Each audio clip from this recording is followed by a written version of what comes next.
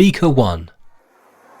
I switched to vegetarianism 2 years ago because I read an article about all the health benefits.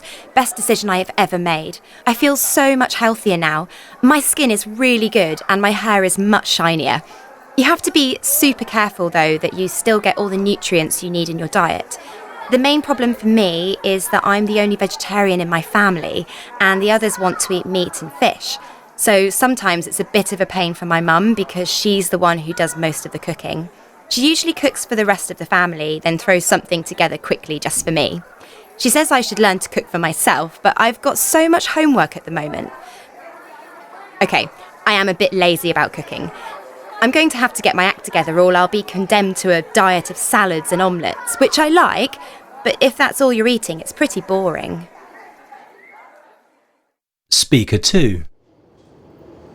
Did you know that there are about 500,000 vegans in the UK? That's people who don't eat any animal products at all. They reckon the number is growing because of teenagers on social media, like me. That's where I got links to videos which convinced me that it's the best option for animals, our planet, and my health. I did a lot of research into what kinds of things to eat before I changed my diet. It's really easy to find vegans online who'll answer questions and give you advice. I've been given lots of useful tips, like you can eat chickpeas and spinach for iron. You know, to make up for the iron you'd get from meat in a conventional diet. I still really miss fried eggs and normal chocolate. Oops, I mean non-vegan chocolate. My family have been supportive about the change, but I get teased a bit at school.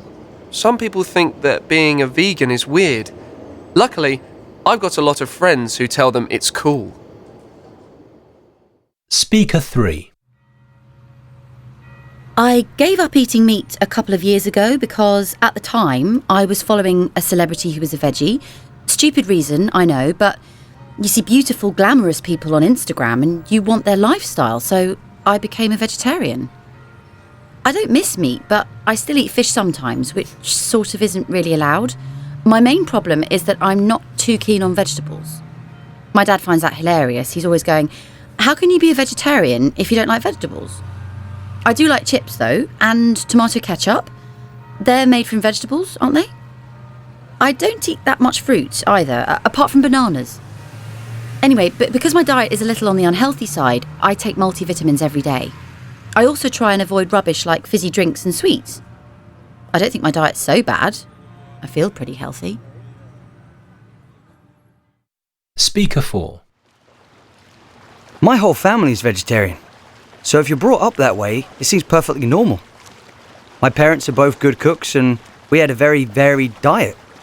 We ate lots of international dishes, Italian, Indian, Middle Eastern and so on.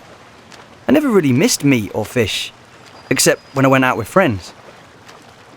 When I was young, I remember lots of birthday parties in hamburger places. That was a bit tricky. When you're young, you never like being different. But later, quite a few people in my class at school became vegetarian, so I was no longer the odd one out. Anyway, now I've left home, I keep having lapses. I wouldn't admit it at first, but I have tried meat a couple of times and I'm getting to really like fish. I feel awful sometimes, but I love food and I want to experiment with everything. I haven't told my mum and dad. They'd be shocked. Speaker 5. My main reason for becoming vegan was that I can't stand the way we treat animals. Most farms are run in such an inhumane way. I refuse to support factory farming. The treatment of hens is horrific, not to mention what they do to cows. So now I don't eat any animal products. No meat, obviously, but no eggs, milk or cheese either. And I don't eat fish, of course. When I first started to be a vegan, I found I was getting tired all the time. So I went to see a nutritionist and she said I wasn't getting enough protein. Now I'm a lot more careful and I eat lots of different nuts and seeds and pulses, dried beans, chickpeas and lentils. It's a bit time consuming, buying and cooking special things, but now I feel really good. My family think I'm a bit weird, but they're gradually coming round to my lentil and rice specials. This recording was created by the British Council. To find more English language learning material for teenagers, please visit www.britishcouncil.org/learn English teens.